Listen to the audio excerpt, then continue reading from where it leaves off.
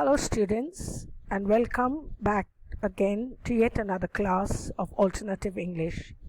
Today we will be doing the second prose lesson, which is The Ogress and the Two Orphans. Now, The Ogress and the Two Orphans is a folk tale. Now, what is a folk tale? A folk tale is a legend which comes down from ancestor to ancestor. It is mostly spoken or orally sent down. In those days, there was no written works, so it's mainly oral tradition. Now, folk tales tell us about customs, music, songs, which is sent down from one generation to another generation. Many of these folk tales are based on superstition. Sometimes it may not be real, sometimes it may also be exaggerated. Now let's see what The Ogress and the Two Orphans is about.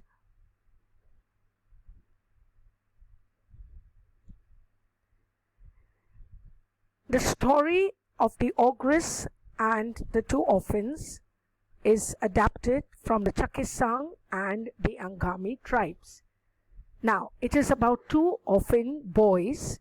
Orphan boys are children, or orphans are children whose parents are no more, or who have lost their parents, or whose parents are dead. Now, these two boys were orphans, and at a very early age, they lost their parents. They were looked after by relatives, by friends, and by the villagers. They stayed sometimes with villagers, sometimes with friends, and sometimes with relatives. But after some time, these two boys decided that it is time for them to have a life of their own, and therefore they wanted to move out, or they wanted to venture out onto their own.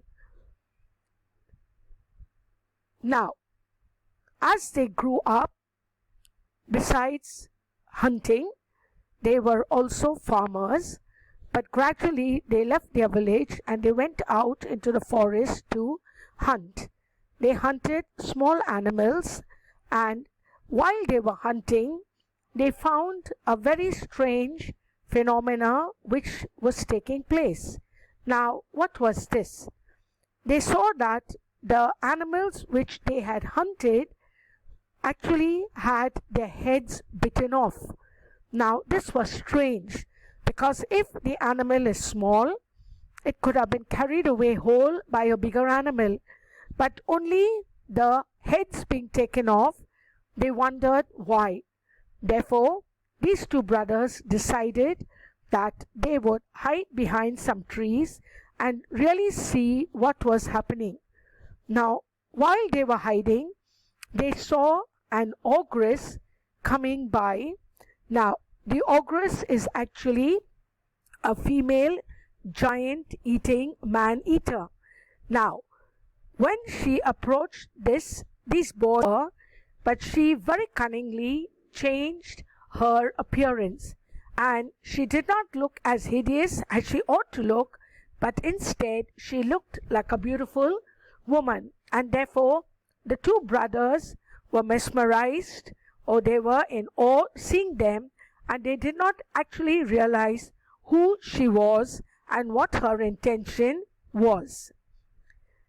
Now, the ogress lived with her husband, the ogre, a male-eating giant, and these two had brought these two boys here in order to feed them, fatten them up, and gradually they wanted to eat them.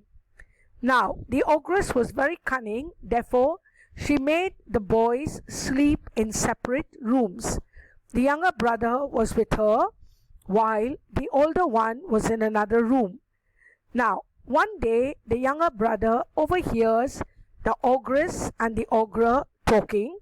The ogre was very insistent on having the younger brother as a meal, and while they were talking, the younger brother approaches the older brother to tell him what these plans were. Now, the next day, they decided that they would change their places, because the ogre was always talking about having a great meal on the D-Day. So, now what exactly is D-Day? D-Day refers to the day when the Allied forces came and launched a combined naval and an air attack on the Nazi-occupied France. Now, this took place during the Second World War, and the Nazis had captured France, and the Allies had arrived on the shores of Normandy, which was on the French coast, and they wanted to save France, or they wanted to send the Nazis away from France. So this is actually the D-Day, which refers to the Second World War. Now, the ogre and the ogress, they now came to know that they wanted to eat these two boys. So the younger brother, he told the older brother, but the older brother did not believe him, because remember, in the beginning, she appeared to be a very beautiful woman, and she said that she was a relative of theirs, and that she had been looking for them. She knew that they were orphans. So the elder brother did not actually believe. However, on the insistence of the younger brother, they decided to change places. That night, the elder brother would sleep outside, while the younger brother decided to sleep inside. But that night, the elder brother was so tired that he had fell asleep, and he did not know what the conversation was about. So next morning, he told his brother that, no, I never heard anything. Anyway, the younger brother insisted that once again he sleeps there.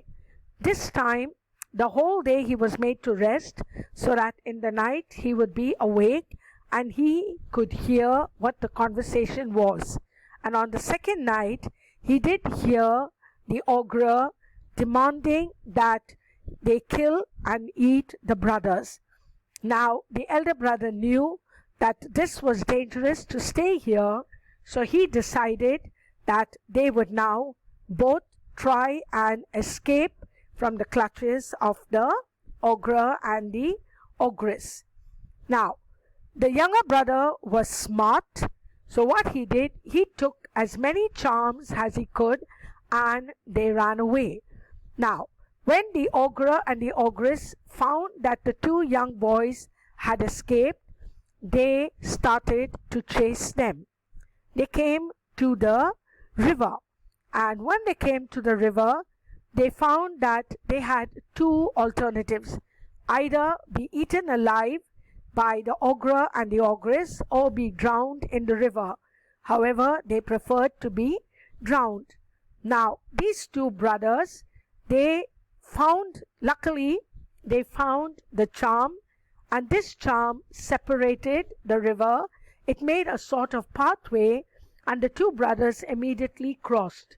When they were on the other side of the bank, the river closed back again. The ogre and the ogress could not do anything without the charms, and these two boys were saved. Now, when they returned back to the villagers were very happy to see them, for they had given them up as dead. And on their return, they celebrated Deliverance Day. Deliverance Day over here it was like as if the two boys who they thought were dead had now come alive, and they were very happy to have them back. They had a big feast for them. They welcomed them back, and hereafter these two brothers stayed in the village, and they took up trapping as their permanent profession. Now, this is the story that I have just told you about. You will read the lesson by yourself and see what the story is about. If you have any doubts, you are free to call me anytime. Till then, take care. Bye-bye.